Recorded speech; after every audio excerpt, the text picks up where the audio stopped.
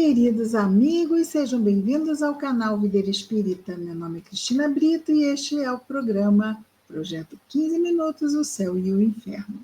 Aqui diariamente estudamos, por mais ou menos 15 minutos, o quarto livro da Codificação Espírita, realizada por Allan Kardec, O Céu e o Inferno.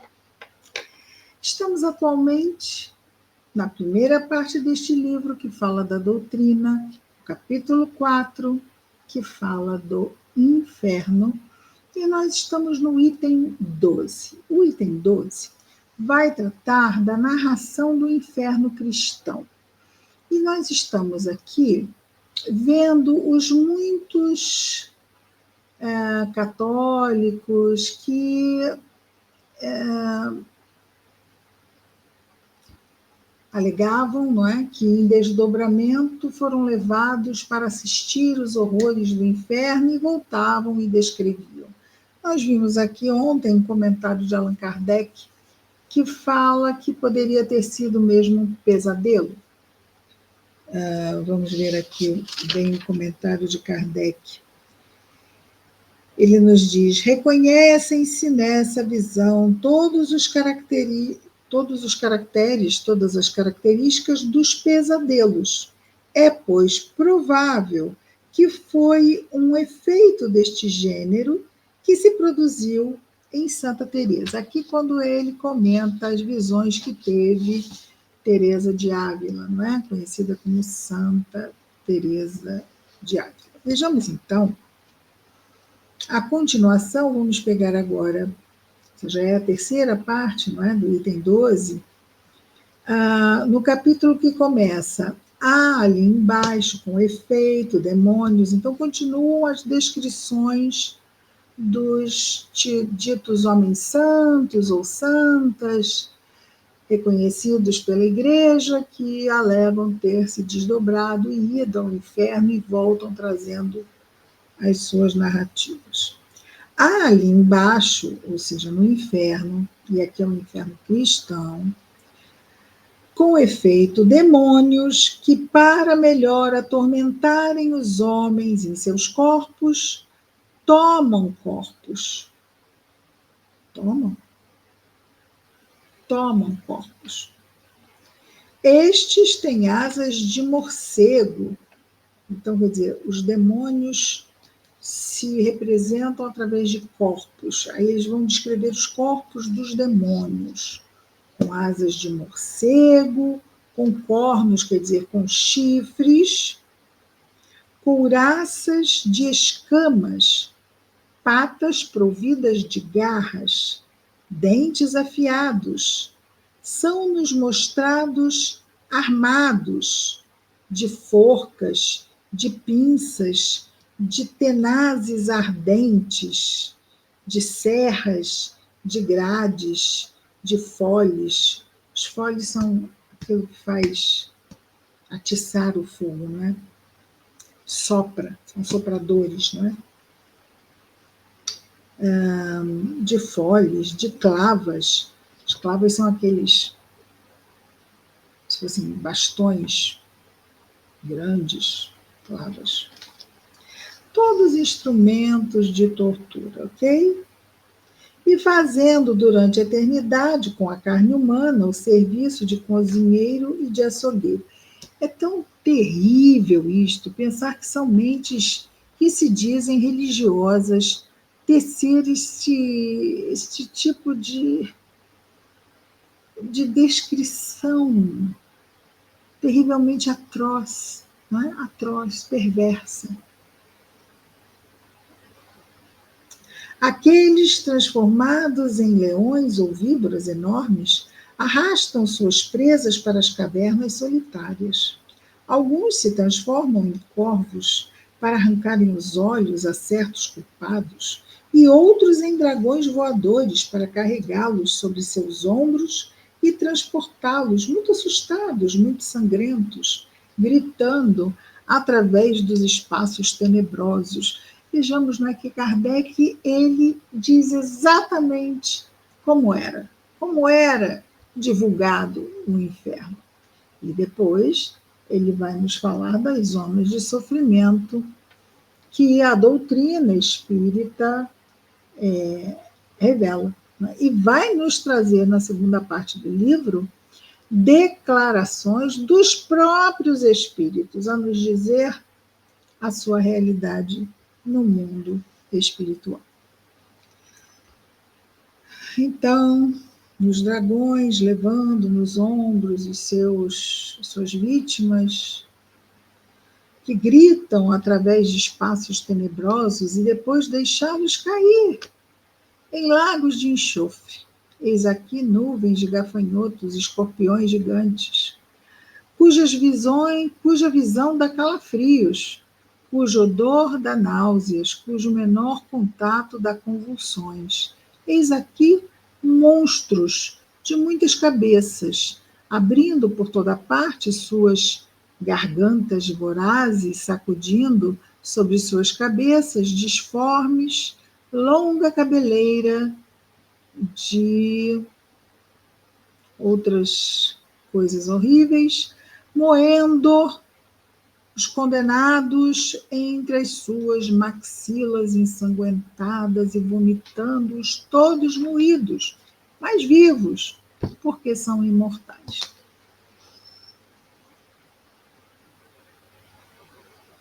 Senhor, Senhor, Senhor. Continuam as descrições dos santos que foram. Para mim, isso me parece tudo. É bizarro demais, não é? Mas é isto. É isto que era.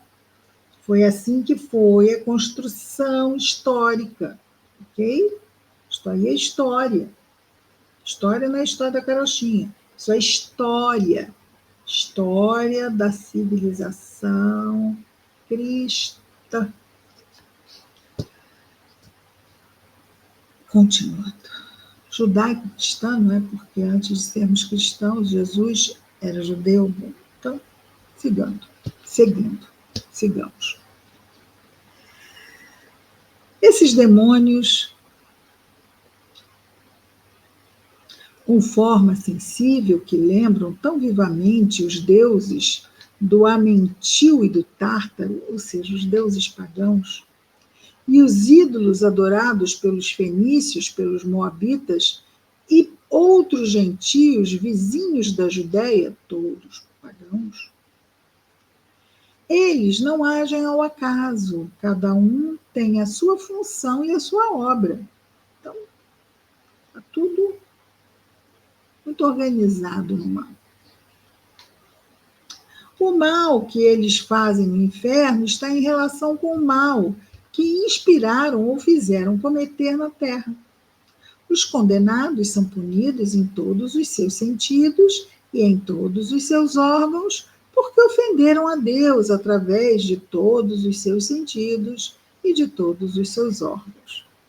E aí fica a grande pergunta, mas é isto que Deus quer? Perguntaram para Deus? É isto que Deus quer? Punidos de um modo como gulosos pelos demônios da gula, de outro modo, como preguiçosos pelos demônios da preguiça, que são os 7 pecados capitais, não é?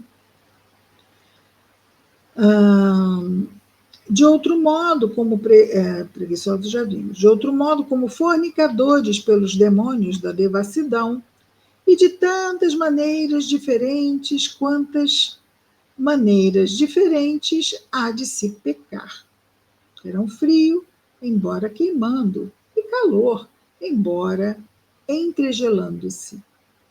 Estarão ávidos de repouso e ávidos de movimento, e sempre famintos, sempre sedentos, e 1000 vezes mais fatigados, cansados do que o escravo ao final do dia, mais doentes do que os moribundos, mais quebrados, mais cansados, mais cobertos de chagas do que os mártires, e isso não terminará.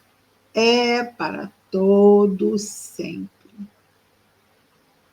Compartilhe com os amigos um enorme peso no coração.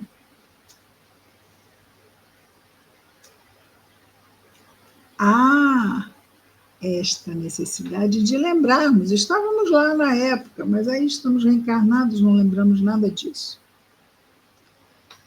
Termos uma ideia de como, através dos tempos, a morte se tornou algo do qual as pessoas não querem falar. De onde veio isso, não é? A gente lê isso aqui e fala assim, gente, da onde que veio isso?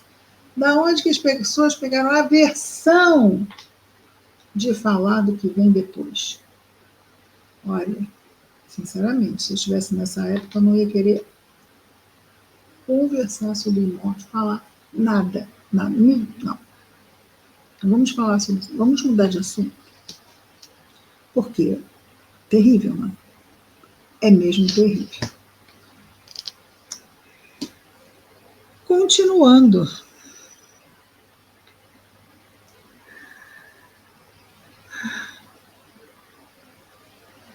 Nenhum demônio rejeita e nem já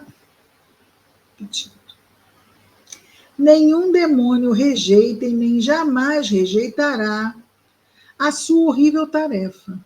Afinal, não seriam demônios, né, se rejeitassem. Eles são todos, sob esse aspecto, bem disciplinados e fiéis em executarem as ordens vingadoras que receberam. Sem isso, em que se tornaria o inferno? Os pacientes descansariam se seus carrascos viessem a discutir entre si ou se cansar? Os pacientes descansariam. Quer dizer, os que sofrem ali, não é? Os que estão sofrendo ali, os pacientes, descansariam se seus carrascos viessem a discutir entre si ou se cansar, mas não há repouso para uns nem discussão entre os outros, ou seja, os maus não discutem entre si, têm foco. Por maus que sejam e por inumeráveis que sejam, os demônios se ouvem de um canto ao outro do abismo e jamais se viram na terra nações mais dóceis aos seus príncipes, exércitos mais obedientes aos seus chefes, comunidades monásticas mais humildemente submissas aos seus superiores. E aqui tem uma nota de Kardec. Singular punição, em verdade, aquela que consistiria em poder continuar em maior escala o mal menor que fizeram na terra. A pena é muito maior do que o que foi feito de mal. Seria mais racional que sofressem eles mesmos as consequências deste mal, em lugar de se darem ao prazer de fazerem outros sofrer. Uma questão que precisa ser destacada aqui é que eu não digo que não hajam no invisível espíritos dedicados a fazer mal a outros espíritos. Sim, há. Sim, há. Mas eu não vejo a razão para esse tipo de descrição. É o quê? Para dar medo, para que as pessoas não façam mal, mas o que é o mal, não é? A nossa imperfeição. E pagar para toda a eternidade? Meu Deus! Isto não existe. Isto é realmente uma mentira enorme. Não é? É para toda a eternidade. Não, não é. Existe a lei do progresso. Erramos, mas superamos os erros. Podemos estacionar, mas não vamos ficar para sempre em um determinado ponto. Vamos progredir. O mal cansa. E se nos entregamos, em algum momento do passado, a fazermos o mal, aí as expiações que já começam no invisível, sim, porque a mente que se sente culpada, encharcada de remorsos, que também sabemos que não vai ajudar a reparar, o remorso não repara. O que repara é a nossa coragem em reconhecer o erro, nos arrependermos e trabalharmos essa reparação do mal que foi feito. A providência divina vai nos ajudar nisso, vai aproximar de nós aqueles com os quais nos comprometemos para reparar os males. E zonas de sofrimento no invisível, onde podem sim haver cenas muito lamentáveis, são transitórias, como tudo é transitório. Imaginar que uma descrição dessa seja uma descrição para todo sempre é mesmo algo que a nossa razão rejeita veementemente. Né? Vamos ficar por aqui. Amanhã retornamos dando continuidade. Tem que ser doses homeopáticas, porque fica difícil. Não é? Vamos aos poucos e vamos atravessar esta zona difícil juntos. Até amanhã, com mais um Projeto 15 Minutos, o Céu e o Inferno. Muita paz a todos.